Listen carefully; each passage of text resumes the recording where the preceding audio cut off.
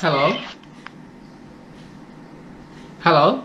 Oh, Halo? halo, assalamualaikum. Waalaikumsalam Halo. warahmatullahi wabarakatuh. Udah dengar suara saya dengan jelas, Mbak? Dengar jelas sangat Pak Ustadz, Oke, jelas. boleh dikenalkan dengan siapa namanya? Saya namanya Rosila Pak Ustadz. Rosila, Mbak Kerja Rosila daerah sekarang asing. ada di Singapura ya? Iya Pak Ustadz. Oke, waktu itu pernah bilang ke saya bahwa sudah mengalami ada beberapa keajaiban salawat, tapi sebelum tahu ceritanya bagaimana, boleh dong dikisahkan? Waktu itu 2018. 2018? Iya, 2018 itu yang terakhir. Oktober atau November itu kalau nggak salah. Ya.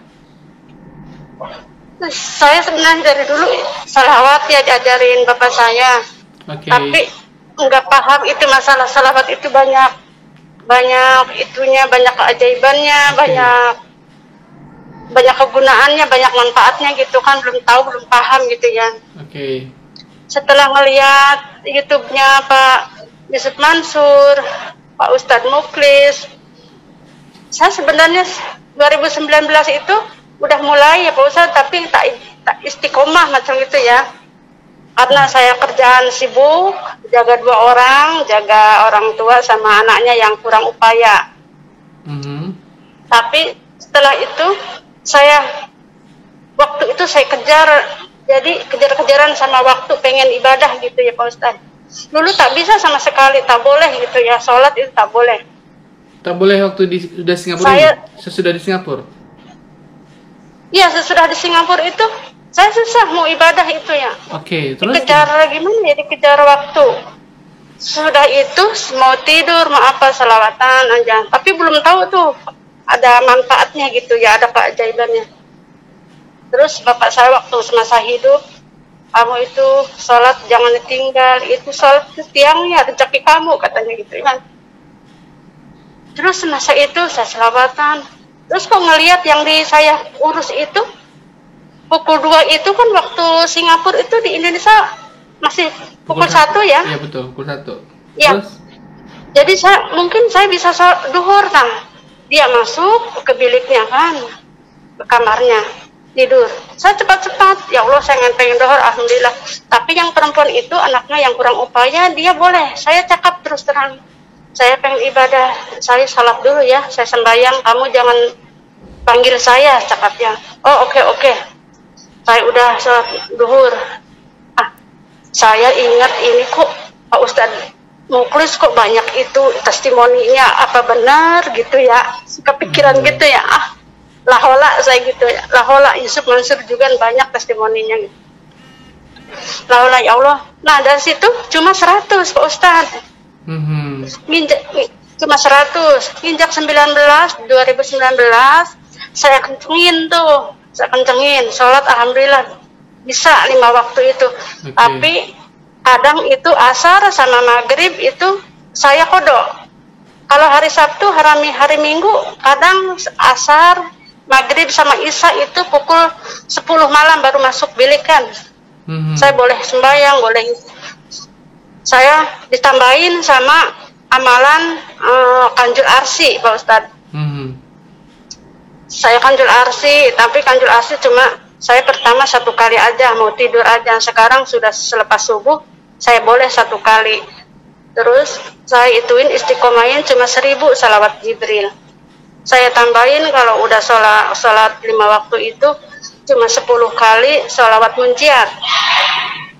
Nah udah di situ banyak keajaiban. Saya merinding Pak Ustadz, demi Allah ya Allah. Pertama kali keajaiban yang merasakan seperti apa? Tadinya saya hati nggak tenang gitu ya, sekarang kok tenang. Terus kalau ke pasar, saya kan hari-hari pergi ke pasar. Tapi di pasar itu kalau pulang itu suka ketemu orang-orang tua kan.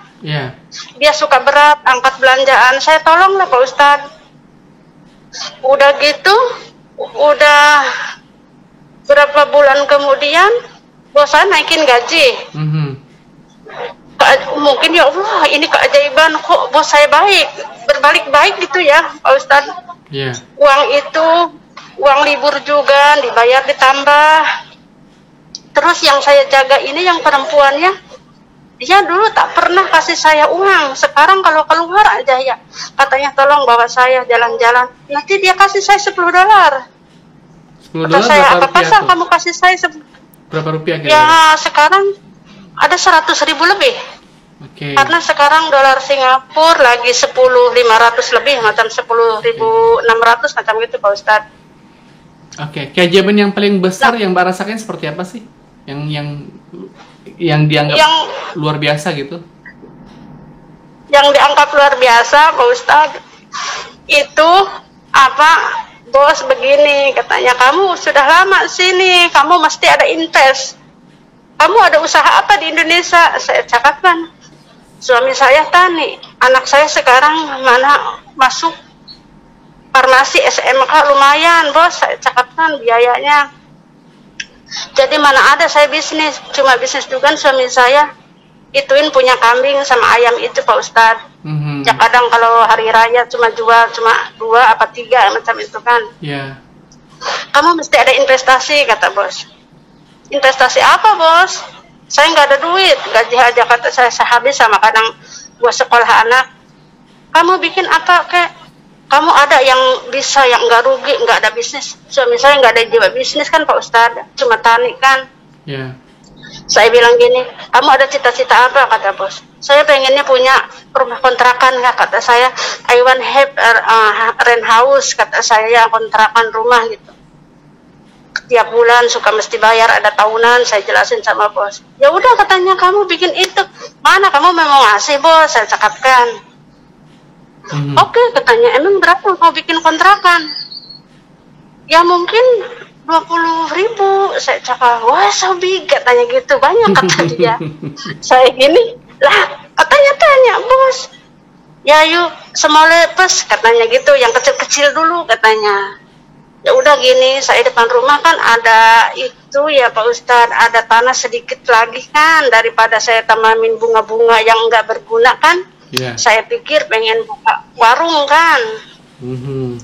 Kata saya gini, bos kamu kan nawarin saya buat invest. Oke lah, saya depan rumah ada tempat lahan, saya mau bikin toko gitu ya. Siapa yang jualan? Ya enggak lah, suami saya enggak mungkin bisa jualan, saya masih kerja sini, mungkin nanti saya kasih rental kan. Ya oke katanya, berapa kira-kira? Ya kalau itu mah sedikit lah, di bawah 10.000 juga boleh, saya cakapkan. Tolong katanya fotoin dulu rumah kamu, macam nggak percaya ya Pak Ustadz.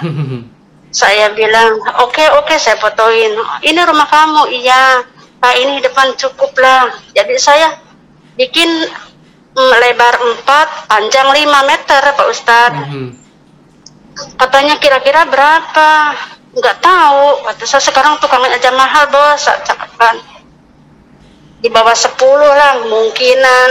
Kata suamiku paling-paling 60 kan gitu. Yeah. Habis-habis 70 Pak Ustadz, 70 juta.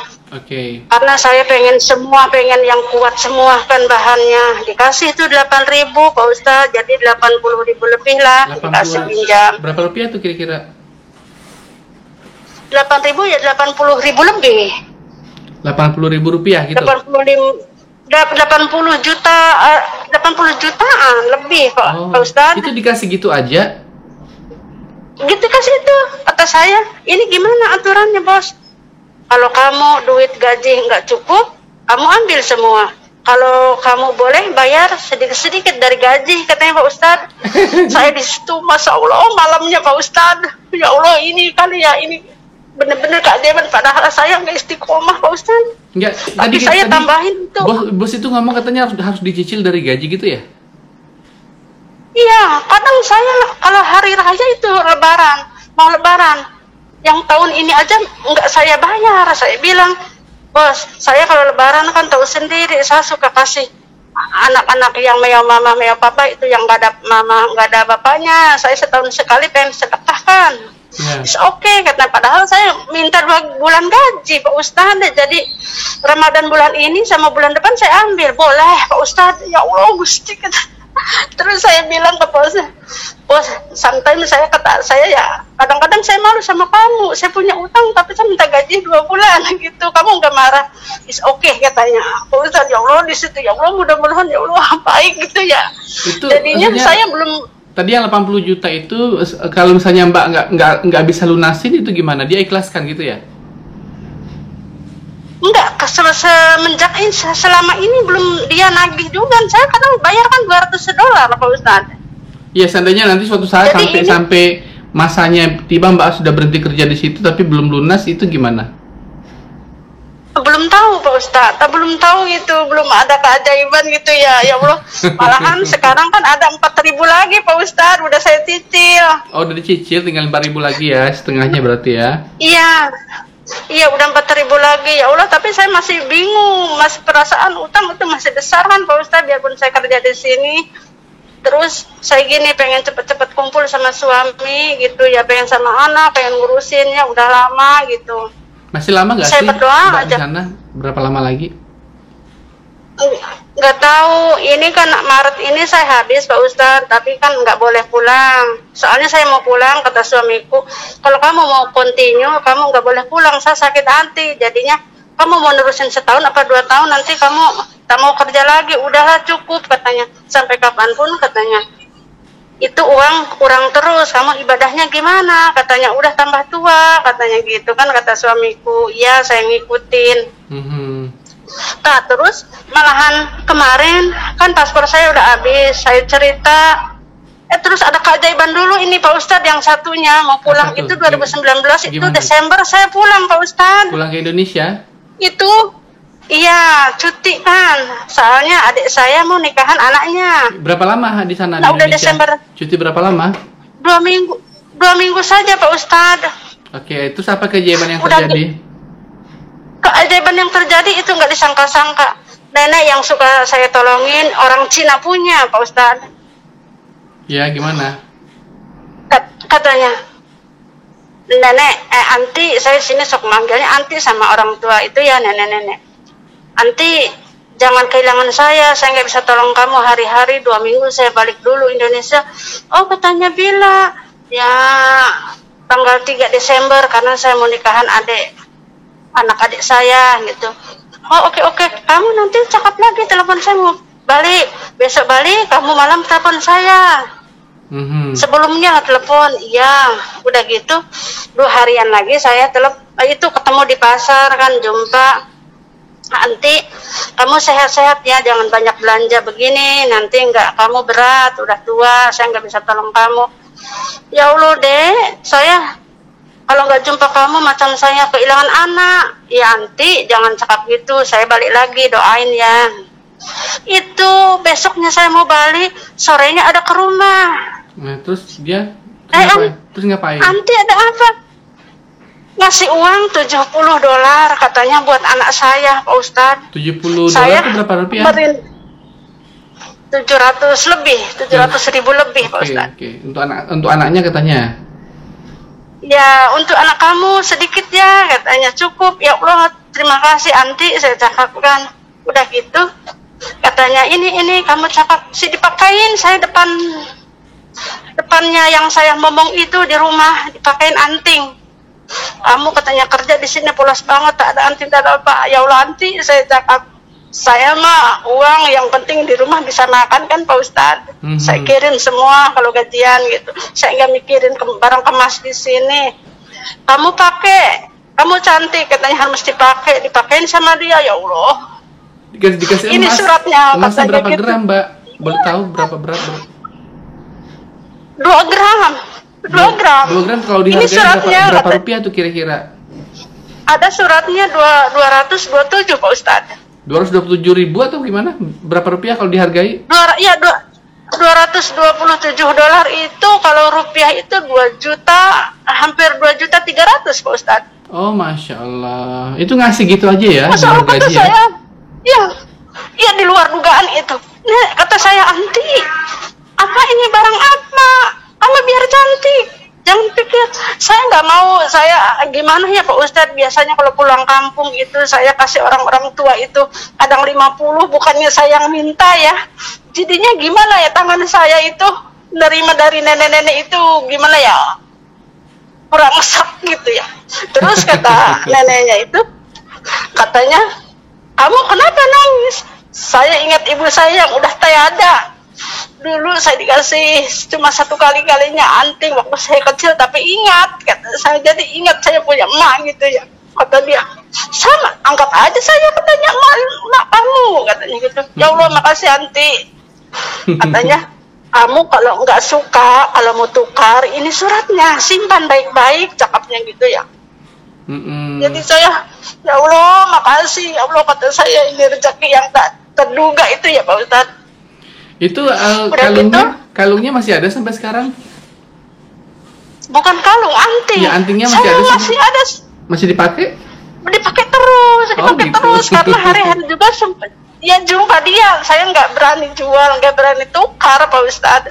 Karena hari-hari juga ketemu dia. Terus kalau ketemu Pak Ustadz, saya suka ngumpet gitu. Kalau ketemu dia kelihatan sama saya, dia lagi duduk, saya ngumpet Pak Ustadz. Karena apa? Bukannya kenapa ngumpet? Takut gitu ya? Malu Pak Ustadz.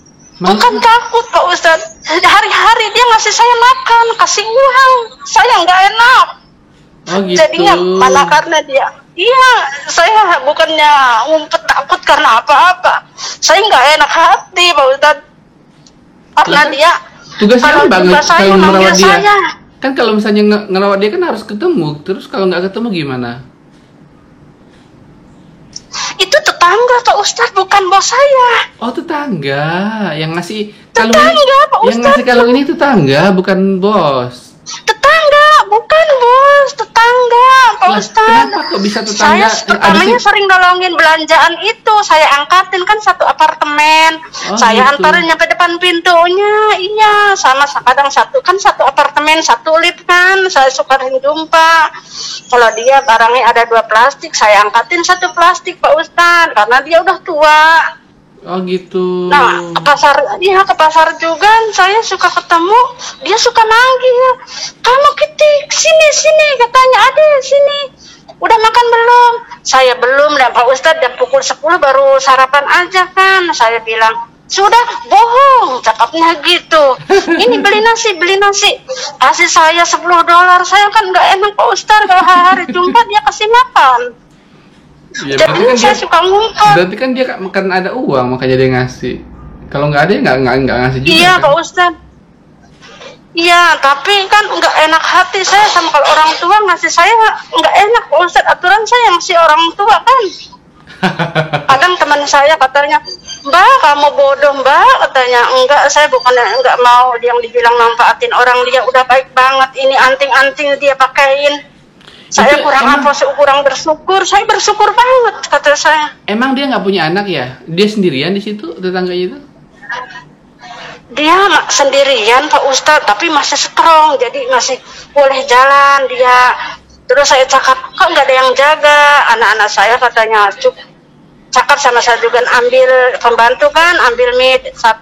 Saya nggak mau, saya masih bisa jalan, cakapnya gitu kan. Terus dia masak untuk diri sendiri, untuk kalau makan dia masak sendiri gitu? Enggak masak, dia beli, makanya hari-hari ke pasar dia. Siang ke pasar, jadinya kalau pagi, saya kan pagi aja ke pasar. Dia gitu. Pukul 11-an nih, udah ada di pasar. Kadang dia duduk, saya tengok, saya lari, ngumpet, nggak mau jalan dekat dia, soalnya dia manggil lagi, nanti kasih lagi saya makan. Kadang saya lagi ngobrol sama kawan-kawan kan di pasar, ngobrol dulu, nanti dia, sudah makan belum Dek? Belum, beli, udah jangan banyak cakap kamu, jangan katanya gitu, ini jangan banyak. Kalau dia ngasih makan dia tahu ya? Beli, kasih. Dia tahu ya kalau ngasih makanan harus halal gitu, nggak boleh makan babi atau gimana? Iya, suruh pergi ke kedai Melayu. Kamu beli makan sendiri macam itu. Jadi kan saya malu sama kawan, kata kawan, wah enak banget Mbak, katanya rezeki kamu itu, nenek itu katanya baik banget sih sama kamu, katanya. Kita nggak tahu, alhamdulillah mungkin emak saya hidup lagi, saya cakap gitu kan. Terus udah gitu ya Pak Ustadz. Katanya, ini katanya kamu itu katanya yang di rumah yang kamu jaga udah makan belum? Ada, udah saya bikin bubur, dia kan yang di rumah bikin bubur, yang orang tua mah. Oh ya udah, kamu cari Melayu ya udah. Udah sampai sekarang Pak Ustadz, yang lantai 5 juga semua anti-anti, nenek-nenek baik sama saya Pak Ustadz. Oh gitu. Ada 3 orang masih makan saya. Oh, ada iya. Anti yang nomor lantai ini yang biasa ngasih anting itu lantai 12. Ini lantai 5 sama lantai 3. Kok bisa baik lagi? Dia kalau jumpa saya, kenapa? Enggak tahu. Pernah dibantuin juga ya? Nenek-nenek. Pernah dibantuin juga sama Mbak? Enggak pernah. Kami sering jumpa gitu, tapi sering ngobrol, sering cakap. Ya kalau nggak belanja nggak banyak. Saya nggak pernah bantu dia. Tapi yang lantai 5, dia katanya anaknya udah makan angin dari Australia, dikasihin silver, katanya saya nggak suka silver ini, agak tinggi, katanya saya sakit kaki. Kamu cukup kakinya sama saya ya, dikasihnya saya Pak Ustadz, ya Allah Gusti. Dia kasih apa? Bagus apa? banget. Dia Sandal kulit, sandal. Oh iya. Silver itu. Oh. Ya Allah anti, makasih kok baik sama saya. Udah kenal gitu Pak Ustadz. Kamu kalau jumpa di pasar, kamu udah minum kopi. Maaf anti, saya tak ada minum kopi, tak ada minum teh. Saya ada gastrik, jadinya saya pengen, karena saya di sini kerja, jadi sayanya minumnya 1 kali aja pagi, susu Omega Plus sama air putih saja. Saya nggak minum kopi. Ya udah minum yang lain dek. Tak mau anti, makasih banget. Saya pikir ya Allah ini yang baik ke saya nenek-nenek semua Pak Ustadz. Jadinya itu gimana ya Pak Ustadz? Dari hati ya Allah saya nggak tega banget dikasih sama orang-orang tua ya. Oke. Terus yang tetangga apartemen udah ada 5 kali sekarang saya perhatiin, dia kalau jumpa saya manggil-manggil, dek kamu udah makan. Pembantunya orang Kerawang, katanya sini mbak, katanya ini anak saya mau ngasih makan. Ya Allah saya malu, saya alasan badan saya udah gemuk. Nenek makasih, makan. Saya tak ada makan di pasar, saya nggak pernah makan dekat pasar, saya dekat rumah saja. Tak apa, kamu tak apa, katanya ya, bungkus katanya. Oh itu ya Allah Pak Ustadz, ke pasar saya suruh makan di situ gitu ya? Iya, tapi saya kan nggak pernah saya makan di rumah, di pasar kan. Saya ingat sama orang yang saya jaga yang perempuan itu nggak bisa apa-apa kan. Jadi saya makan, siapin dia, nanti separuhan gitu. Saya ingat seperti saya jagain kakak saya gitu. Saya jaga orang 2 kan Pak Ustadz. Oke. Bapaknya yang udah tua sama yang cacat itu. Terus Pak Ustadz, yang ini. Kenapa? Halo? Yang jagain gimana Pak Ustadz? Mbak kalau ngejagain sampai ngapain? Ngurusnya seperti apa sih Mbak? Atau termasuk mandiin juga gitu? Atau nyuci pakaiannya juga gitu ya? Gimana ya? Ini yang kalau bapaknya orang udah tua, umur 86, sekarang jalan 87 lah. Itu dia bisa mandi sendiri Pak Ustadz. Tapi dari semua obat saya injection, ambil darahnya, tensi darahnya itu saya kerjain semua. Terus check up ke hospital, check up ke poliklinik, itu urusan saya semua, bos tak tahu apa-apa Pak Ustadz. Oh, dia semua serahin sama saya. Oh gitu. Iya, kalau di rumah itu injection kan ada diabetes, jadi ke perut saya yang nyuntik, ambil darah dari itunya, dari jarinya saya, terus tensi darahnya saya, obat-obatnya, pokoknya bos nggak tahu obat-obat bapaknya itu apa, nggak tahu Pak Ustadz. Udah gitu yang perempuannya, anaknya bapaknya itu yang paling tua itu nggak bisa apa-apa dari bayi, jadi saya mandiin, saya suapin, saya cebokin semua, saya lakuin Pak Ustadz. Perempuan tapi alhamdulillah bukan lelaki kan, jadi perempuan. Jadi saya hari-hari nyuapin yang perempuan itu macam kakak saya gitu, karena tak jauh beda umurnya.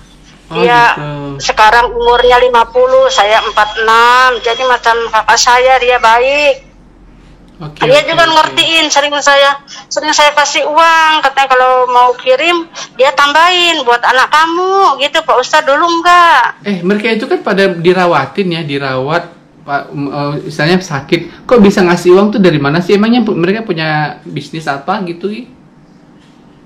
Bulan-bulan kan, jadinya kalau bos datang ke rumah itu kasih bapaknya buat belanja-belanja. Bos itu siapa? Kan? Bos itu anaknya? Iya, jadi ini orang tua itu, bapaknya itu ada anaknya 3 Pak Ustadz. Yang nomor 1 perempuan yang cacat, yang satu rumah sama saya sama bapaknya. Saya bertiga di rumah. Gitu. Terus ya yang gaji saya itu yang nomor 3 yang lelaki, anaknya ada 2 di beda rumah. Terus yang nomor 2 juga perempuan, ada anaknya 2, beda rumah, agak jauh. Tapi dari hari Sabtu sama Minggu kadang minta pada makan di saya di rumah ini bapaknya. Jadi saya sibuknya Sabtu Minggu itu saya masakin 1 kali malam saja, makan malam. Okay. Jadi datang semua. Nah, udah gitu Pak Ustadz, saya lupa tadi yang bulan diralat. Itu bos juga udah nawarin lagi nih. Katanya ini kalau udah habis, kamu udah utang kamu habis, kamu bikin kontrakan, cari tempat. Kata saya, bos, sorry, saya udah tua, saya sampai nenek-nenek di sini sampai dia takut ditinggal karena saya udah lama di sini, Pak Ustadz. Oh, dia udah jalan 10 tahun. Dia mau ngasih berapa lagi katanya kalau seandainya dia mau ngasih?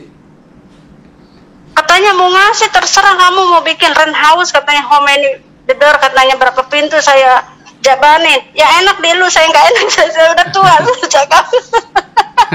Tak ada, ya Allah, udah cukup, saya pengen ibadah, mau ngikutin suami Pak Ustadz. Udah yang ini utang ini udah lunas, saya insya Allah pulang gitu.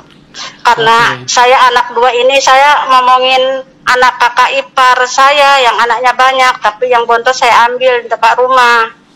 Lelaki, alhamdulillah sekarang 10 tahun, alhamdulillah rezeki dari situ juga saya. Oke, Mbak, Allah. Saya boleh tahu berapa kira-kira Mbak satu hari bersalawat rata-rata gitu? Rata-rata kalau sebari duduk, sebari potongin sayur enggak dihitung ya Pak Ustadz. Tapi kalau udah ini saya yang istiqomahnya aja habis subuh saja Pak Ustadz. Berapa? Itu salawat muncia 10 kali, salawat Ibrahim 10 kali, yang itu 1000 Pak Ustaz, salawat Jibril. Kalau sambil bekerja itu pakai salawat apa?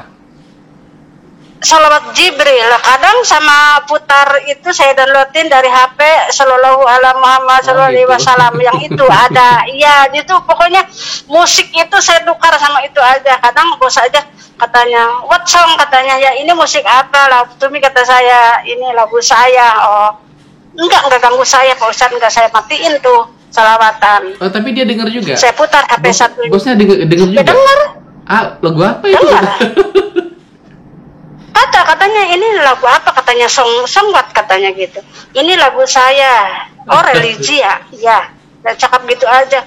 Sorry ya mas kata saya, mesti matiin ya. Oke, katanya kamu enjoy, katanya sama musik, ya udah. Jadi saya potongin sayur, dia di depan, saya musiknya di depan itu saya, HP saya nggak matiin. Terus Pak Ustadz, ini ada keajaiban lagi, ya Allah, 2021 nih Pak Ustadz. Iya kan, gimana? Saya sering bawa jalan-jalan yang cacat Pak Ustadz. Siapa yang cacat? Saya sering yang ini, yang anak, yang perempuan ini. Oke, kan pakai kursi roda, dia suka minta jalan-jalan, saya jalan-jalan, kadang saya ke mall gitu. Saya jumpa orang Singapura asli tapi Melayu. Terus? Anti yang enggak tua, enggak muda, umuran dia 65, suka kerja di toilet, bersihin toilet kan. Oke. Ade dari Indonesia, iya, dia baik nah, katanya, jaga orang kurang upaya, dia baik, alhamdulillah Bu, saya cakapkan. Saya macam kakak saya ini, oh kamu ini nggak boleh tangan, nggak boleh apa-apa, nggak boleh dari baby, saya cakapkan. Terus udah jumpa ada 3 kali, dia kan mau kerja suka cakap-cakap dulu Pak Ustadz, di bawah rest area itu kan. Udah gitu, adek ibu mau nitip uang bulan-bulan boleh tak? Saya kaget di situ Pak Ustadz, uang apa ibu? Maksudnya nitip buat apa? Nitip uang buat apa? Iya maksudnya, iya kaget saya. Nitip uang buat apa maksudnya ibu? Begini deh, ibu katanya pengen, saya di sini ada anak 2 kan tak tahu, katanya dia suka ngarwahin suami ibu, apa nenek bapaknya itu saya tak tahu. Anak saya udah tak sama rumah, setempat, katanya beda rumah kan, dia sendiri katanya seorang di rumahnya. Anak-anak saya 2 udah pada rumah tangga, udah kawin semua katanya. Jadi saya pikir ya ibu suka ngarwahin kan, suami punya emak punya bapak saya arwahin. Maksudnya tapi nggak tahu anak-anak ibu gimana sih? Saya nggak ngerti arwah itu maksudnya apa. Ya, di arwahin itu didoain maksudnya Pak Ustadz. Doa apa? Doa Yasin itu mah iya diyasinin di apa gitu. Terus kan padahal saya nggak bilang Pak Ustadz, karena saya tiap malam minggu semenjak saya ke Singapura, suamiku suka ngadain pengajian yang ngedoain saya gitu, biar di sini nggak ada apa-apa, sehat, rezekinya bagus gitu. Kalau di kampung saya begitu Pak Ustadz, kalau ada yang keluar negeri di rumah suka ada pengajian. Terus saya kan tiap malam minggu sukanya ngasihnya rokok aja 1 bungkus, cuma istiqomahnya cuma 7 orang saja Pak Ustadz, jadi air kopi, kue sama rokok 1 bungkus. Terus? Nah udah enggak saya enggak cakap sama ibu ini, enggak sama ibu malah itu enggak cakap, saya suka ada sedekah, suka ada pengajian di rumah, enggak cakap dulu tuh Pak Ustadz. Tapi kok dia tahu gini, dia katanya tolong ya nanti bulan-bulan katanya ibu ngasih uang, ibu nanti saya enggak paham kan ini bu mau nitip uang apa maksudnya gini deh, tolongin ini ibu udah tulisin punya brother ibu yang udah tiada, katanya ini punya emak bapak ibu, katanya ini punya suami, ini ada bin-binnya aja udah ditulis semua Pak Ustadz. Ini saya kasih $100, nanti bulan-bulan saya kasih, tapi tak sama cakapnya gitu, saya nggak paham juga. Terus ini gimana maksudnya? Tolong kasih suami kamu di kampung, doain arwah-arwah ini, cakapnya gitu Pak Ustadz. Masya Allah, kata saya, Allah Gusti, ini amanah besar juga kan Pak Ustadz. Benar-benar amanah kan.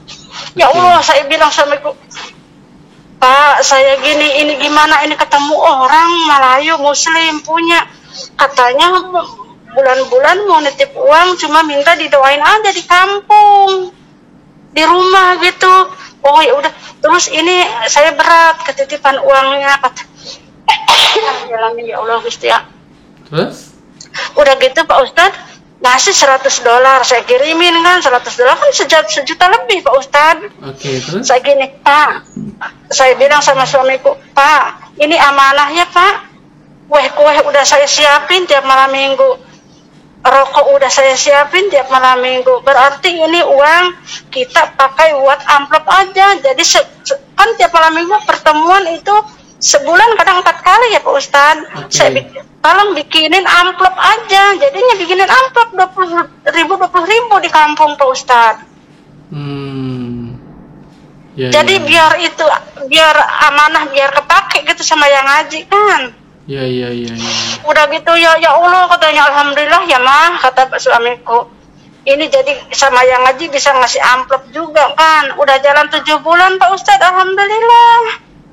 Minjak ini 2001, ya Allah Gusti ya. Berarti, kata saya benar-benar ya Allah salam. Semakin ramai yang datang pengajian berarti. Apa Pak Ustadz? Pengajian di rumahnya berarti mungkin orangnya semakin nambah, semakin ramai gitu ya? Enggak, saya cuma jadi kakak beradik sama Pak Ustadznya di situ yang mimpin ngaji. Enggak, kirain tetangga-tetangganya ya hadir juga datang, jadi rame banget kalau setiap pengajian di rumah gitu. Enggak, itu juga semenjak ada amplop ya yang perempuan itu bibi saya ngikut 2 katanya karena ada amplop. Ayo Bi, berarti kamu ada amplop ya Bi? Enggak ikut ngaji aja. Ya udah kata saya, ya udah nggak apa-apa, itu bibinya yang bikin kopi, bikin apanya gitu Pak Ustadz. Jadi cuma 9 orang lah, 9 orang. Terus Pak Ustadz, waktu hari raya hajinya Pak Ustadz. Kenapa? Saya kan cuma belum korban cuma 1 aja, udah suami dulu saya cakapkan, nanti korban anak saya sama korban kambing. Kambing Pak Ustadz. Terus ibu ini lagi yang Melayu, katanya Dek, ibu pengen sedekah, tolong bilang suamimu cariin kambing. Ya Allah Gusti, ya Allah Gusti, jadinya gimana ya Pak Ustadz? Ya Allah, benar-benar ya Allah Gusti, terima kasih ya Allah, benar-benar saya mungkin ini keajaiban salawat Pak Ustadz. Saya pantengin terus, pokoknya kayaknya utang kalau enggak baca salawat sama Kanjeng Arsy itu Pak Ustadz. Saya perasaan keutangan beneran. Biarpun ngantuk saya mau tidur pasti dibaca itu. Saya Ibu itu ngasih berapa? Ngasih untuk kurban? Saya kan saya cariin, terus kata suamiku ada yang 4 juta, tinggi besar, tanduknya bagus. Saya bilang, ibu, suamiku udah nemu, ini dipotoin kambingnya, tinggi besar 4 juta. Tak apa, saya tak ada pikir ada berapa juta, katanya saya tahu, katanya gitu. Berapa juta? Ya $400 kan. Oke, tak apa, katanya. Terus kasih saya 500 Pak Ustadz, karena kini buat kue-kuehnya gitu Pak Ustadz. Iya. Ya Allah, mesti kan. Yang penting katanya doain ibu di sini, ibu kerja sehat-sehat terus, katanya Pak Ustadz. Kenapa ya Allah, kalau dia kurban, kenapa dia nggak kurban di Singapura aja? Emang nggak bisa ya? Di Singapura, dia Singapura juga, tapi di Singapura mah begini Pak Ustadz, katanya ada company-nya, jadi ada majelisnya, nanti itu kurban nanti di kopernya ke Kambodia, kemana, dia di sini juga, tapi karena kenal sama saya jadi 2 dia bikinnya, katanya kurban saya buat di Indonesia 1, di tempat saya di sini, di majelisnya yang buat kiriman ke Kambodia 1. Oh gitu ya, oke. Iya, dia katanya pengen sedekah di kampung halaman kamu. Ya Allah, ibu makasih sama saya, benar-benar Pak Ustadz, benar-benar itu ya, saya enggak terduga. Saya dulu kerja di sini enggak ada yang pernah tetangga pun ngasih amplop, enggak ada Pak Ustadz. Kenapa saya sekarang udah ngalamin itu? Banyak nenek-nenek yang suka kasih saya makan, ngasih uang $5 lah, $10 lah Pak Ustadz. Oke, Masya Allah. Makanya ada ipar saya ada kerja di sini, Masya Allah, saya benar-benar jadinya. Ya katanya mungkin kamu banyak ibadah, katanya banyak sedekah tiap tahun, kan saya nggak perhitungan Pak Ustadz, saya 2 bulan gaji itu pingin bikinnya amplop semua. Jadi anak yatim piatu itu digabung semua. Yang yatim piatunya cuma ada 3 orang. Yang yatimnya itu banyak lah sama yang piatu. Jadi saya kadang bikin itu ada 18 amplop Pak Ustadz, tapi setahun sekali, belum bisa sebulan sekali ya. Oke. Setahun sekali aja. Ya, Mbak. Terus nenek-neneknya ada 8 orang yang dekat-dekat saja, dekat rumah Pak Ustadz. Oke. Masya Allah, Mbak, sudah lebih setengah jam lah kita ngobrol. Iya. Gak terasa ya? Ya, nggak terasa ya Pak Ustadz. Ya Allah, benar Pak Ustadz, saya jadi sekarang pengen ada hajat, pengen cepet-cepet ini lunas hutang saya Pak Ustadz. Emang saya berapa lagi? Bener-bener Emang berapa lagi? 4.000. Oh, yang sama bos itu. Pak Ustadz. Oh, yang sama bos itu. Iya. Okay, iya, tetap aja beban Pak Ustadz, biarpun saya bayar pakai tenaga kan. Tapi dia kadang suka kalau ngasih gaji saya, mau dipotong tak? Kalau tak mau, kamu ada keperluan di rumah tak apa? Ya saya kok nggak lunas-lunas kalau macam ini kan Pak Ustadz. Nanti sayanya, ya namanya di kampung banyak juga kan yang saudara mau minjem dulu. Jadi saya, bos gimana? Jangan potong bulan ini, isa oke. Jadi bos mah isa oke aja. Yang penting saya kerja di sini, gitu. Karena ngurusin bapak sekarang ya. Ya Allah Pak Ustadz, terima kasih ya Allah. Iya. Semoga menjadi inspirasi bagi teman-teman yang lain ya, yang mendengarkan ya. Iya, amin ya Allah. Benar-benar salawat itu benar-benar ya Allah. Benar, keajaibannya ada itu, Allah itu ada, benar ya Allah. Terima kasih Pak Ustadz. Iya. Oke Mbak, sudah ini ngelihat. Kita akhiri dulu ya percakapan kita ya. Iya. Oke, terima kasih banyak sudah. Makasih sangat sudah bersedia. Sehat terus Pak Ustadz. Iya, sudah Mbak juga saya juga makasih sudah meluangkan waktunya untuk saya wawancarai. Oke. Iya, makasih. Salam buat bundanya di sana. Assalamualaikum. Waalaikumsalam warahmatullahi wabarakatuh. Masya Allah. Oke, tadi itulah percakapan saya, wawancara saya dengan seorang Mbak seorang ibu yang ada di Singapura, bekerja sebagai asisten rumah tangga. Alhamdulillah beliau merasakan sekali banyak keberkahan selawat setelah istiqomah berselawat. Mulai dari dikasih uang 80 juta walaupun dicicil tiap bulan, tapi seandainya pun nggak bayar dan dicicil pun bosnya nggak marah katanya. Terus ada yang ngasih kalung lah, macam-macam deh. Nah gitulah, kalau kita ini memperbanyak salawat, semua urusan-urusan kita, semua doa-doa kita dan hajat-hajat kita dimudahkan dan dikabulkan oleh Allah SWT. Teman-teman yang sudah merasakan Case Jaban Salawat boleh untuk membagikan ceritanya ke WhatsApp dengan nomor 0812 771 62924 di nomor 0812 771 62924. Insyaallah nanti setelah saya wawancara saya bisa menayangkannya dengan segera. Sampai jumpa pada video-video saya berikutnya dan assalamualaikum warahmatullahi wabarakatuh.